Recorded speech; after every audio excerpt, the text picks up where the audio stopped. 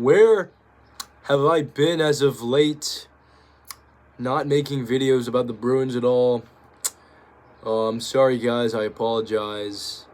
Now let's get into it. So the Bruins lose to the Kings 7-2. Darcy Kemper and Jeremy Swayman almost go at it, and they don't because the refs are absolute bums and they don't let them fight. I think that's absolutely ridiculous. I would have loved to see Jeremy Swayman get into his first goalie fight that I can recall. However, he lets in 7 goals and the Bruins lose. The amount of times the Bruins have let in 5+ goals this year is absolutely ridiculous. And you can blame Swayman, but you can also blame the defense as well. And the forwards not scoring enough. But I don't think that's a problem. I don't think it's everyone's fault. You know, a wise man once said, cancer starts as a single cell. And that's what I'll say about this team. It's not just, you can't just, yeah, the GM and the, Don Sweeney and Cam Neely, they can be the scapegoats. But as for players, I don't think there's any one player we can blame. It's everyone, I'm going to be honest, except, even Pasternak too, because he sucked ass the first month or so of the season, and they really picked it up. So at one point, everyone on this team was absolutely terrible. And now let's get back to the reason why I wanted to make a new video. So Nesson has their Bruins 7th Man of the Year award coming up soon, and there are 5 candidates. Morgan Geekie, Jonas Korpisalo, Mark Kastelik, Mason Lohrei, and Andrew Peeke. And now, let's get under the 5, and I'll tell you who I think deserves it. Morgan Geekie, he's been really well, playing amazing with Pasternak and Sock as of late. Sure, you could say he's a pasta merchant, but I really think, especially in the Kings game, he got the 2nd goal for the Bruins, and he's one of the only guys, other than Pasternak, who's been kind of consistently showing up post 4 Nations. And I would love to see him in the future top line. He probably will be.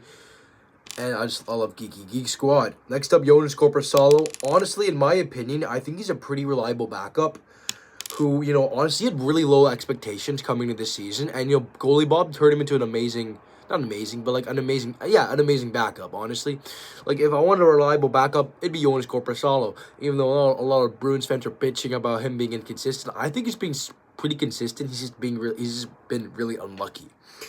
Next up, Mark Kastelik. Kastelik, he's pretty much making the 4th line a lot of fun to watch. He's standing up for his team. He's going to do a lot of the fights and brawls. He can also score too. He has I'm pretty sure 9 points this season. Nothing crazy, but he's a grinder. Doesn't need to score. He's going to lay the body, get into fights, and yeah, that's what we need for the Bruins to get this identity back. We need guys like that again. Next up, we got Mason Lohrei. He will 100% be the future of the Bruins defensive core.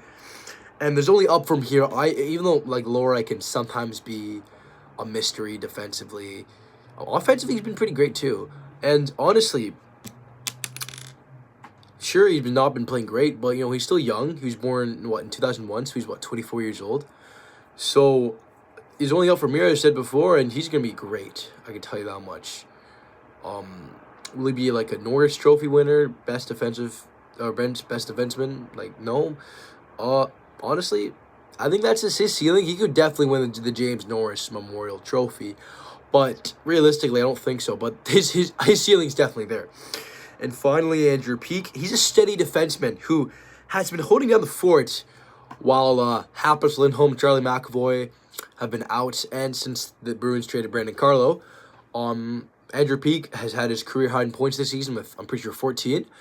And honestly, Peake's probably one of my favorite players on the team. Peeke and Parker Wotherspoon, probably 2 of my favorite players on the team because, there's something about these steady, just defensive defensemen that play within the role that I really respect. And sure, offensive is amazing, but, defense wins championships. And, that's why defense is probably my favorite position in hockey. Now, who do I think should win the Nesson 7th Man of the Year award? Honestly, that is pretty hard. I know I said I would give you guys what I think, but honestly, I don't know. It could really go to anyone. But as of right now, if I could choose any one player, I think... give me a second. I think it would probably be Jonas Corpusalo. Look, I know Bruins fans like to bitch about Corpy saying he's inconsistent, but in my honest opinion, he's been pretty, like, solid for a backup. You can't really ask off for a backup. They're a backup goalie for a reason. They're not the starter. I think Corpy has been way more consistent as a backup than Swayman has being a starter, and I really respect that. See, he had, like, there was no hope for him coming in when he got traded because he was pretty crap in Ottawa. Like, zero expectations for him to be good, and goalie Bob turned him into a very reliable, in my opinion, a very reliable backup goaltender. Now, you can disagree with me, but in my honest, humble opinion, I think Corpy should win NESN 7th Man of the Year award. And one more thing I want to talk about is Nikita Zadorov. You know, sure, he had a really rough start to the season, him and Elias Lindholm, but as of late, Zadorov has been pretty good. He's a plus 14 on a really bad team. Like, come on now, that is nothing to scoff at, folks. And he's been shown he can be a leader as of late. I mean, post-Four Nations, he's been, you know, getting into more fights, playing the body. Like, you know, this pretty, like, blanket statements. But, you know, he's been a pretty good leader, and I think he's finally starting to live up to his contract. Kind of, not really. This is a overpay still? In my opinion, yeah. Zadorov and Lindholm, they're still overpays. I mean, but it's only year one of an 8-year deal. So hopefully they can blossom into something way better. I think Zadorov will be another leader on this team. I've heard some people want him to be captain. I think that's ridiculous in my opinion. He can be an alternate. I think him and Zaka should you know, rotate the A, and Pasta or Makabo can be the captain. I think it's a good you know, yeah, I think it will suffice. Lastly, let's talk about Jeremy Swayman. I know a lot of Bruins fans have been just, like, complaining and whining about Jeremy Swayman being overpaid. And yes, I'm one of those fans too. However, this is only year one of an 8-year deal. I know a lot of Bruins fans already are jumping the gun saying, oh, he's going to overpay. Oh, he's going to ruin the Bruins for the next 7 years. But I'm willing to give Swayman one more year. And if he just shits the bed next year, honestly, I want to see him gone. This is just my humble... I mean, this is kind of like a Tuukka Rask situation. I love Tuukka Rask.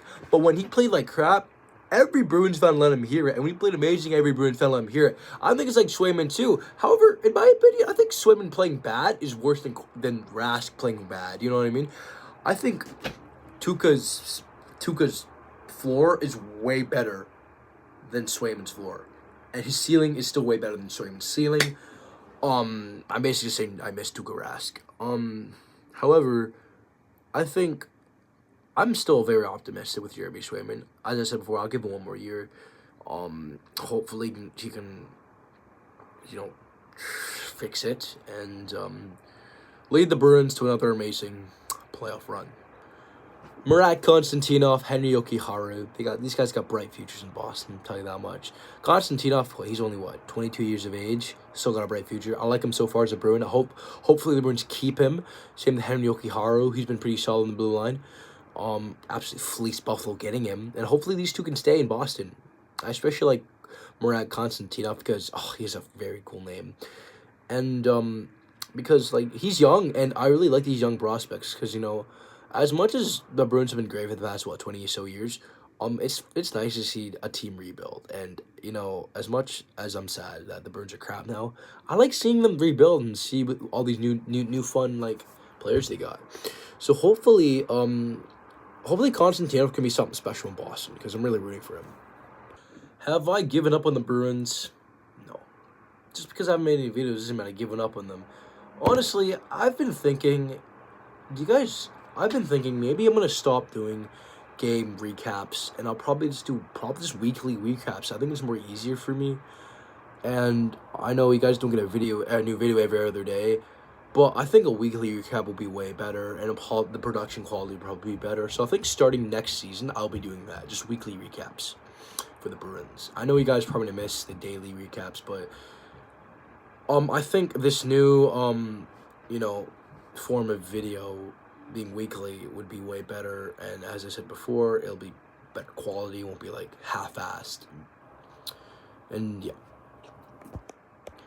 So if you guys enjoy this video, remember to like, subscribe, all the good stuff, and I'll probably see you guys when the playoffs start. So peace.